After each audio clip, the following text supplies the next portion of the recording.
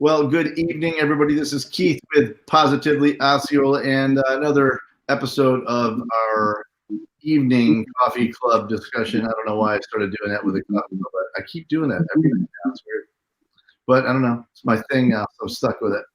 Anyway, we've got some really cool folks with me. One of the best things going as far as what Positively Osceola gets to do is be with amazing leaders in the county and in the community. And tonight, below me right here is the one and only Charlie Draper of Draper Law Office. And over that way, everything's backwards. That way is principal of Narcoossee Elementary School, Mr. Scott Knoebel. How are you, sir? Good, sir. How are you? I'm well. And of course, the one and only Ricky Booth, school board member, District 5. So power-packed evening here, folks. I can feel the gravity coming from the screen as I get closer to it. So glad you guys could be here. And, Charlie, we got 4 good-looking guys here, but why don't you lead us off and maybe just ask Scott, why we're here and what just recently took place over at Narcoossee. So, Scott, I understand that your school, Narcoossee Elementary School, was recently received the leader of the ME Lighthouse School by Franklin Covey Education. Is that right? Yes, sir. That is correct. Okay, and a couple of questions I have. Number one, what is that award, and what is the criteria that you had to meet in order to be a recipient as a leader? Sure. So, Leader Me is really a process that we have at our school where we've been implementing now for 4 years, and it's really getting our students and our staff all to lead and to lead with their strengths. And so, basically, to become a Leader Me Lighthouse School, we had to meet a certain set of criteria within each areas of this rubric. To show that we're really becoming and are a model school for Leader Me. And so it's a 4-year regimen you have to go through? Well, typically schools, when they start, they start slow, and anywhere between years 3 and 5 is schools typically try to receive Lighthouse certification. So we were right there in year 4, and we felt we were ready. Is the Lighthouse certification, is that a state recognition, or is that a regional, or is it a across the country? So there are a little over 4,000 Leader Me schools around the world, and there are about 300 Lighthouse schools around the world, and so it's a pretty honorable thing to have, and we as a school feel very proud. And so we are one of 2 schools in our county that are now Leader Me schools, but also Lighthouse schools. Okay, is there a difference between a Lighthouse school and a Leader Lighthouse school? A difference between a Leader Me and a Lighthouse school? Yes. So Lighthouse is the specific designation, just basically saying that we're a model school. Okay, and there's only 2 in the county? Yes, us and Harmony Community. Awesome. That is a heck of a recognition. How many are in the state, do you know? I'm not sure exactly how many are in the state. There's a few in Polk, a few in Seminole, and Orange as well. But we are definitely proud to be one of the Lighthouse schools in Florida. So that makes you. How does that make your school stand out in comparison to other schools that are not Leader Lighthouse schools? Sure. So one of the things that as a Leader Me school, we really are striving for, 100% of the people doing 100% of the work. And that means students as well. And that's the real premise behind it, is getting our students to lead. And we try to tell them that everyone some of you might want to lead out in front of people, some might want to lead behind the scenes, but everybody in the school can lead, and we want them to lead with their strengths. So what we've seen is as a transformation within our school, where students now are sharing their voice and having, really more of an opinion and a say-so in how we do things at our school. And how is that measured? We go through we look at different areas. We look at culture. We can look at academics. We're looking at, still using our statewide test scores. We're looking at surveys. Through Leader and Me, we do have a survey that we do every year with our students. We also do it with our parents and our staff. So it's called the Measurable Result Assessment. So within that, we're able to pull data and determine, really our strengths and our areas for improvement. Well, that's just wonderful. And there's only 2 in the county, correct? Well, Ricky, you've got to be pretty proud. Yes. Can you hear me, Keith? Am I on? Yep. Oh, well, I can tell you as a District 5 school board member, I'm extremely proud of the work that Mr. Knoebel has done at Narcoossee for 6 years. I think he's been there now. It's fantastic. Both of these schools that we're discussing tonight are in District 5, so Narcoossee and Harmony Community. All three of them. Well, my son is still at Harmony Community School, and so I can tell you that, and we haven't talked about it a lot yet, but it's the 7 habits, right? Maybe I'm not going to remember them all, but I know Scott will. So sharpening the saw, think, win-win. You tell me the rest. The first things first, right? And I can remember with Mr. Davis over at Harmony Community School. My kids had it down pat, man. So and the whole school involvement, right? I mean, it's from the principal down to the students, teachers. Everyone has to be on board. Absolutely, and it's really a process that we started with our staff, and we really started by looking at what our school needed an identity, and so every year there's the Leader in Me Symposium. And it's sometimes in our state, in other states, and we brought a couple staff members to the Leader Meeting and wanted to talk, just learn a little bit more about it. And when we came back, those teachers shared with our staff, and I think we were all blown away just by the things that we saw at other schools and the things that they were doing. And so we knew then that that's what we wanted to do. We wanted to be a Leader in Me school, and really started with training as a staff, all of our teachers and support staff. And it's a 2-day training where we're learning about the 7 habits of highly effective people by Stephen Covey. Right. And it's a training really like no other, because it's all about you as a person. And then it's taking those 7 habits and implementing that in the school and teaching our students. And it's really just a way to live your life and be a good person. I think that education these days, in general, I'd say this is much more complex than it was when I was in that phase of my life. No question, right? And so sometimes when I speak to people, we hire, we're typically hiring, and something we typically see in hiring is, and Charlie, and Ricky, you probably see this as well.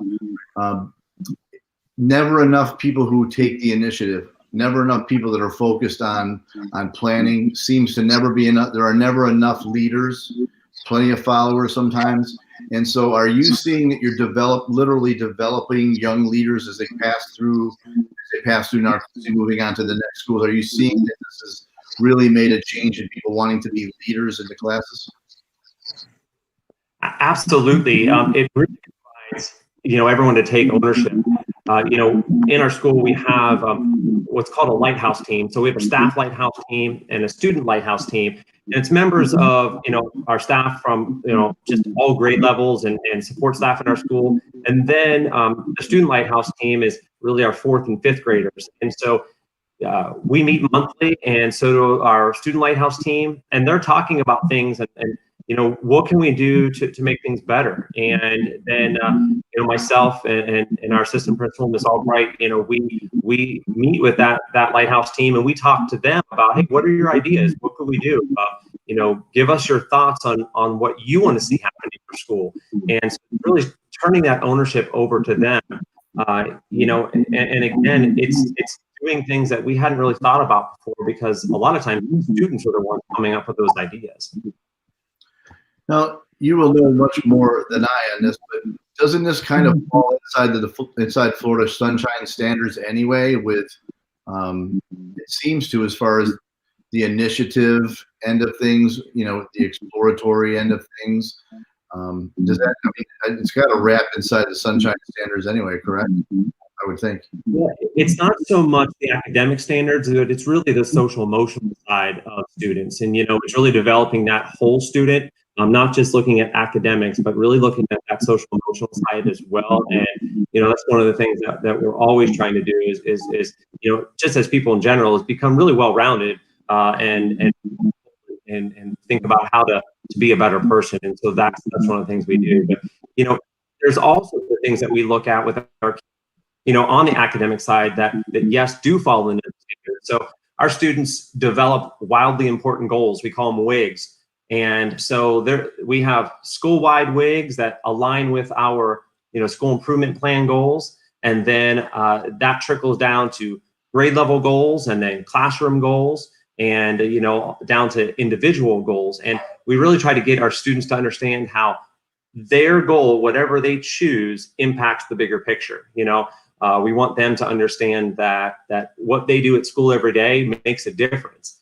So whether a student is developing a reading goal based around, reading and receiving AR points, or maybe practicing sight words or multiplication facts, that what they do impacts, the greater school. Awesome. Charlie, anything else you'd like to ask about it?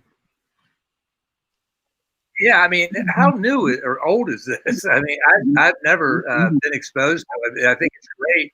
I would expect maybe to see this leadership program in your middle school or upper, your upper classmen. But it makes sense to start at the bottom at the elementary school and just keep nurturing that all the way through high school. I think it's wonderful. How old is the program? I believe it was really developed in the late 90s. I'm not exactly sure the date, but I know Muriel Summers was really the first principal of A.B. Combs Elementary in North Carolina, and she brought it to her school. I believe she was at a 7 Habits conference with Stephen Covey, and she spoke to him during a break and asked him, hey, can I try this in my school? And he said, sure, let me know how it goes. And well, they became the first Leader in Me school and kind of set this off on its path. And so ever since, it's just been growing. And talking about that path from elementary, middle to high, that is a great format. Just going into your feeder schools, right now, I know Leader in Me is possible in those middle schools, and Franklin Covey's working to implement in high schools as well. And it's obviously in our some of those K-8 schools around the country, but it's definitely looking at that feeder pattern is the way to go. And we have students that we've spoken to, that have gone to middle school and have talked about, I'm still using my habits. I'm still living by those habits, and those have helped me, through my middle school. So, it's good to hear the stories and know that what everyone's done at our school has had, really an impact on our kids. Absolutely. Ricky, the school district have the same program for every school, or is it in certain select schools? No, these are programs that these principals have to put together themselves. I think Mr. Knoebel, he even went out and got some funding. If I remember right, maybe Commissioner Hawkins helped you out with that, Mr. Knoebel. Is that correct? So we appreciate him. Yes, he did. Sure. Yeah, he was a huge helping. Yep.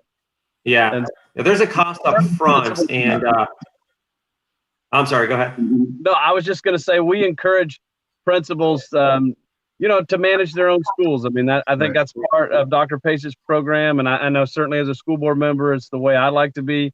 We want principals to have for their schools to have a unique identity, and I think this is great that what Scott's doing, what Mr. Knoebel's doing at Narcoossee, what Mr. Davis did when he was the principal over at Harmony Community.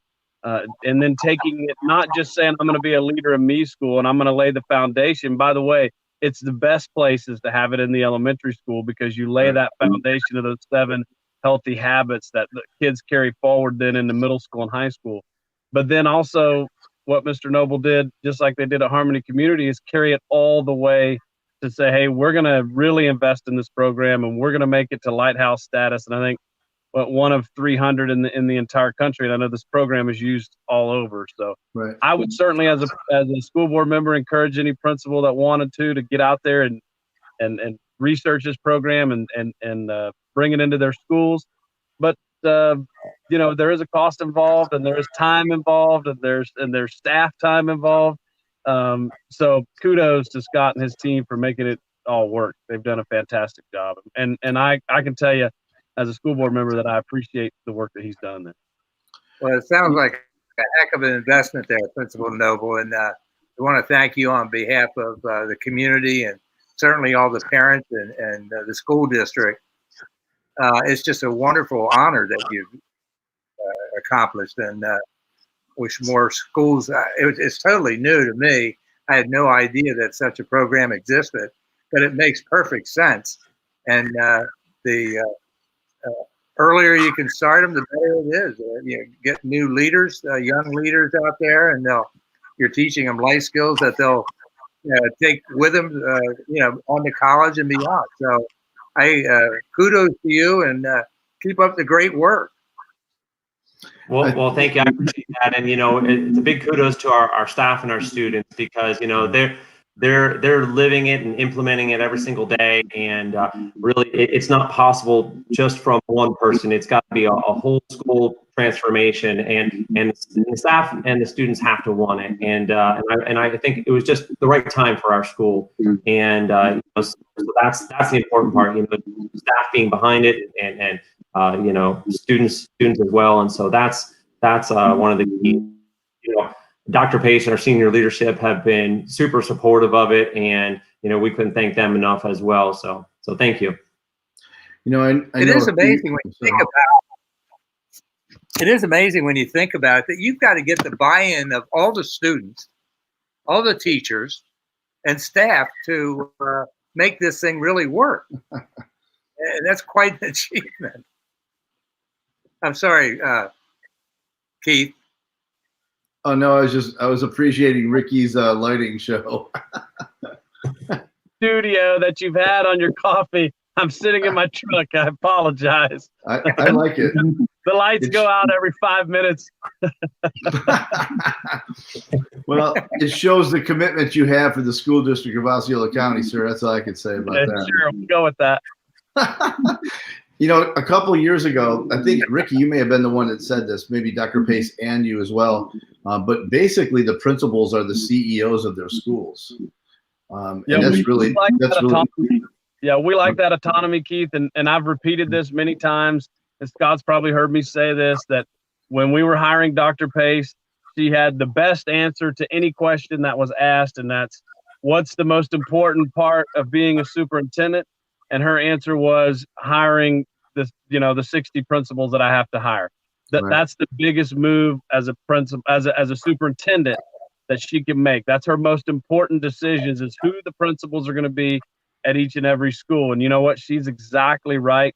But with saying that, we don't want to be controlling from the top. I mean, I don't think Dr. Pace does. I mean, certainly as a school board member, that's not even under us anyway. But we want these principals to have some autonomy, to be able to, like I said, create unique identities at their schools. We appreciate that. I think that's part of what makes Osceola County so great. Think about the diversity across the county as well. Westside Cade is a lot different than Narcoossee Elementary, and Harmony High School is a lot different than Celebration High School, and a different group of kids from different backgrounds. And so each principal needs to get in there and put his or her own stamp on that. And so we certainly appreciate, that we have principals in our district like Mr. Knoebel that will step up and do something extraordinary and special for their students and their communities. Absolutely. And I would say, part of the reason why Charlie's here tonight is because he's such a strong advocate for the school district, for what you guys are doing. I knew he would join us tonight if I asked him, because we talk about it a lot. You see it we're very fortunate to be able to see from school to school so many leaders like Mr. Knoebel, and it never quite ceases to amaze us when you see the leaders you see. Charlie, anything else you want to share tonight? No, it's just what you do is such an investment in our community, and we thank you for that. I mean, Dr. Pace is a true leader. Her team is remarkable, and you all have really done a wonderful job. And how many schools? I know you. This is your school to make this program work. Are there any other schools currently, besides Harmony, that are working to develop that, achieve that same goal? As far as implementing Leader Me, I don't believe so. Okay. Yeah. Well, again, we want to thank you. It's just wonderful. It's totally new to me, but it makes such great. It makes good sense. It's building these leaders from elementary school on up, and they'll carry that. And I think once you attain that, the school develops a reputation, and I think probably, the parents are going to want their kids to get into that school if it's within the district or transferable, because it's unique, and it makes sense. It's a tremendous accomplishment that you've made, and we're very proud of you. Well, thank you. And we know one of the we have seen our choice students. We have seen a rise in the number of our choice students since really starting Leader in Me, and so we think Leader in Me has had that impact positively in kind of attracting some families to our area and trying to attend our school.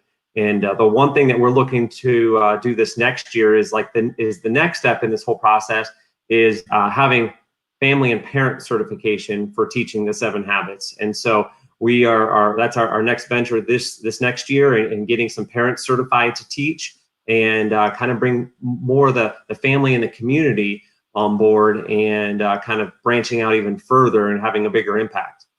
Makes perfect sense. So does that also, do you find that also will help as far as the retention if it's also being followed at home? If the parents are aware of that, obviously with distance learning, it's a game changer right now. But do you see that following more of, or including the parents as well, you're looking at a deeper understanding of the whole entire process? Absolutely.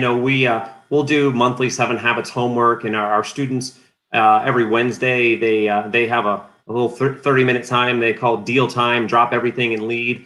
And that's where they're really learning about the habits and getting a little bit more deeper. And we try to put stuff out on social media, just little lessons and things like that, to teach our parents and to kind of let them know what we're doing, so they can kind of translate and help teach that at home as well. And so we think this will really be a big help in really just kind of solidifying that and having that whole full circle effect, at our school. Awesome. Well, anything anybody else wants to add at this point? No? Yeah.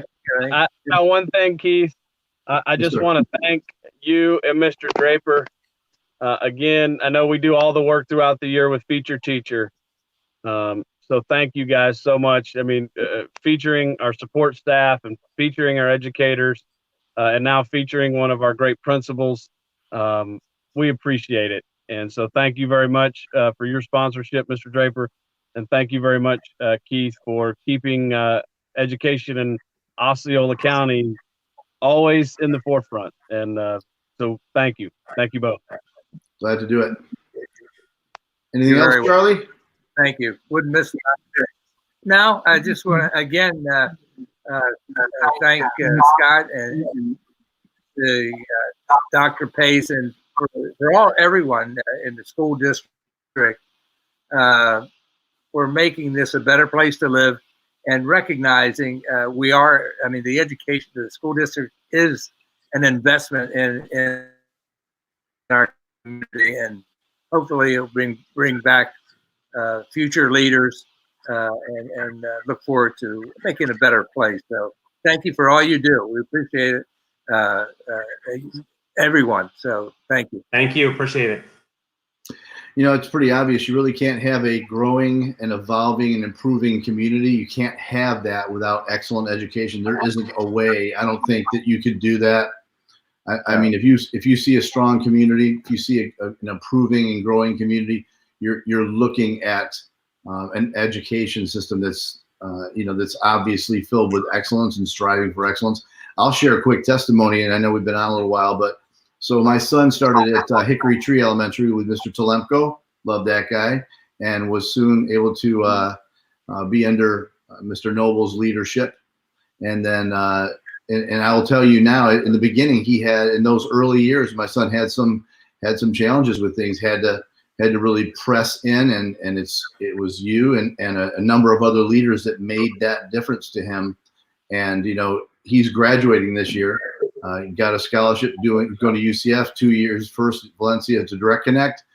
I looked at his report card today, A's top to bottom. So, what you instill in these young folks changes communities, changes the world. And those aren't cliches, those are real.